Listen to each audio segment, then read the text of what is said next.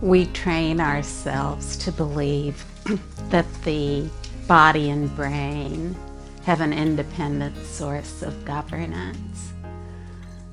Why do we train ourselves to believe that the body and brain have an independent source of governance?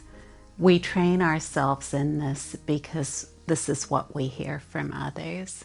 It's popular knowledge, popular culture, the popular fiction to describe the nature of existence.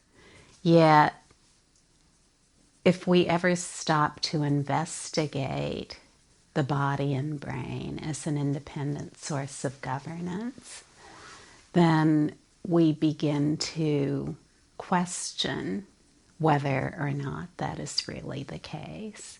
And so you see, if we ever have that question arise, is my body, is my brain an independent source of governance that is separated out from everything else?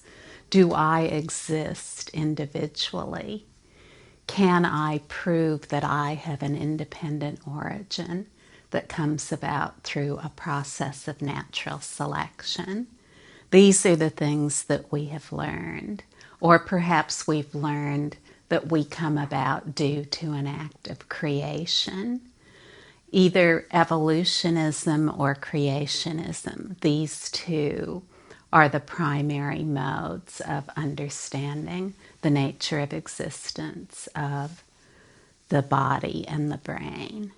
Evolutionism states that the body and brain come back and come about through a process of natural selection, that they always return back to themselves. They come back to themselves as an independent source of government.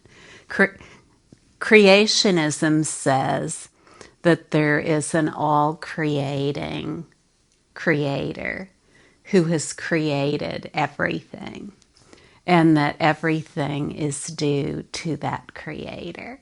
And so on the one hand, we have scientific materialism, and the other hand, we have creationism. These are not other terms for evolutionism and creationism. Now, when we deeply believe that the body and brain have an independent source of governance, then we believe in all of their activity as elemental to our existence. Everything we learn about the independent governance of the body and brain, we attribute to ourselves. And this is generally true whether we believe in creationism or evolutionism. But whether we think that we agree in either, one of those is pointless because they really govern all of our institutions, including schools, so they thus govern almost everything we learn. If we believe, for example, that our brain is the source of neurochemical activity that we then describe as thoughts, emotions, sensations, and other experiences, then we'll believe that we have to look into these thoughts, emotions, sensations, and experiences, attempting to control them in order to control the neurochemical activity going on in the brain. And so we stand over every single appearance of what we call the brain, like Sherlock Holmes with his magnifying glass, looking for evidence. We're looking into that evidence every moment. Oh, I have a thought. What does this mean? Should I be having this thought? Should I get rid of it? Should I have a better thought? And so you see, we subconsciously go about this pointless task of trying to control the activity of what we call the brain.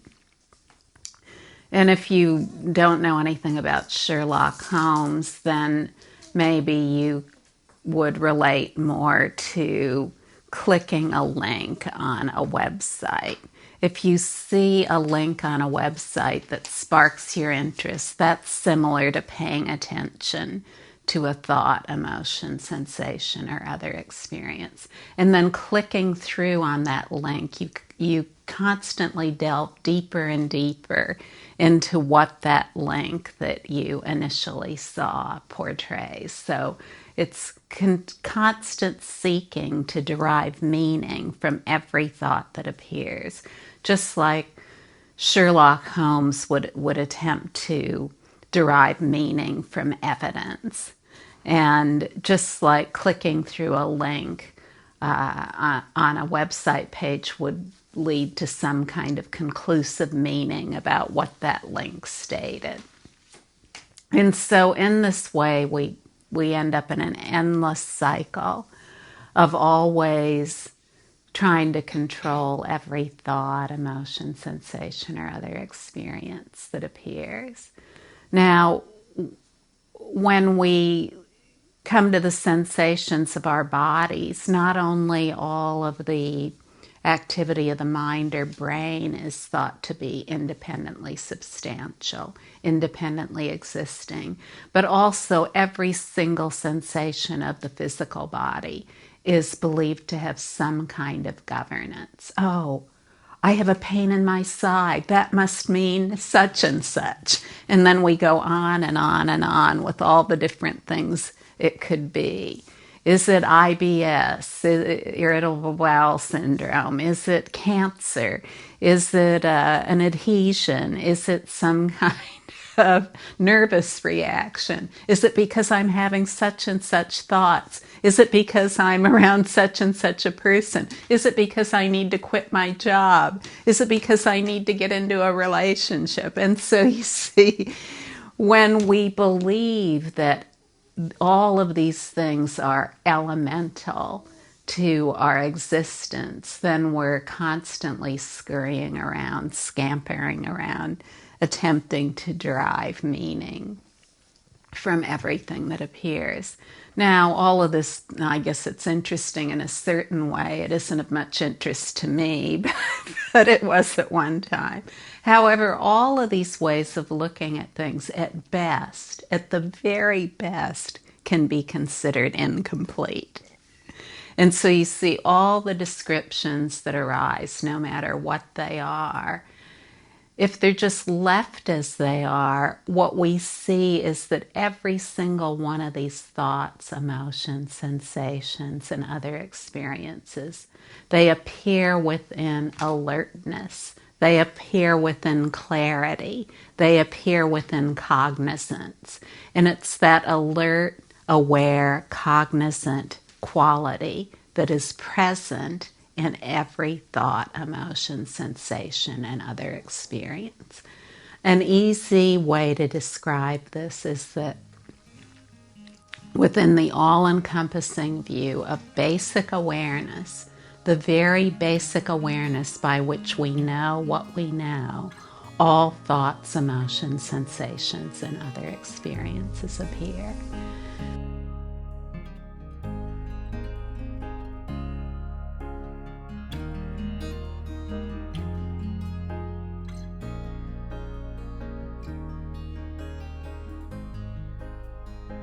In order to understand that all experience has these two aspects, its alert, cognizant quality and the luster of that alert, cognizant quality, which is its dynamic creativity.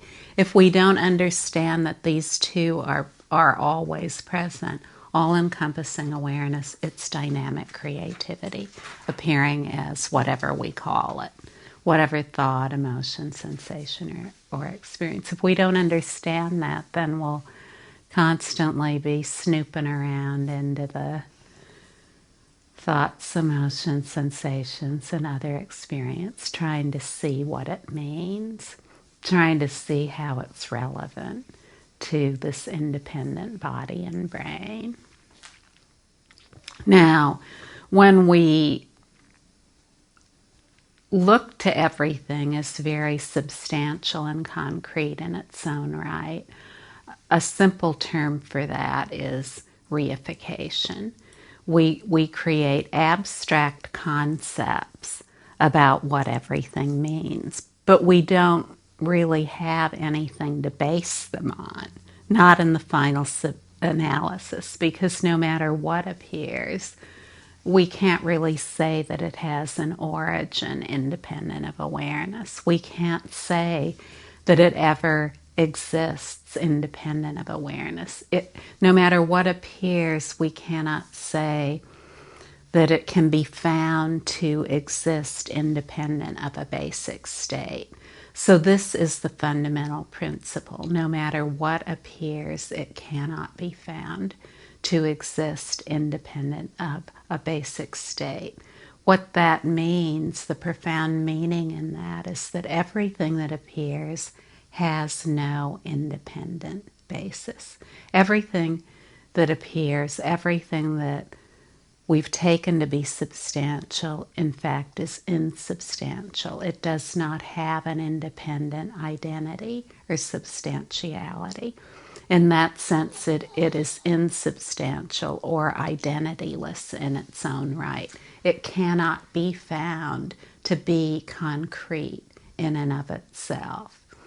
This is really a breakthrough understanding in the way that we language our lives. If we language our lives based on an independent body and brain that is the source of its own governance, then we'll be trapped within that language system forever. We'll never see that that language system is incomplete, that it's incomplete in its own right, because it only reflects one aspect of inseparable existence, which always has two aspects. All of existence always has two aspects: its fundamental basic state and the dynamic creativity or dynamic energy of that state. To say that it is something or that it's nothing is to adopt an extreme. To say that it comes about through natural selection is just as extreme as saying that it comes about through creationism. Either of these views are extremes. They do not pinpoint. They do not nail down. They do not apply the lightning bolt of complete clarity and recognition of the nature of existence.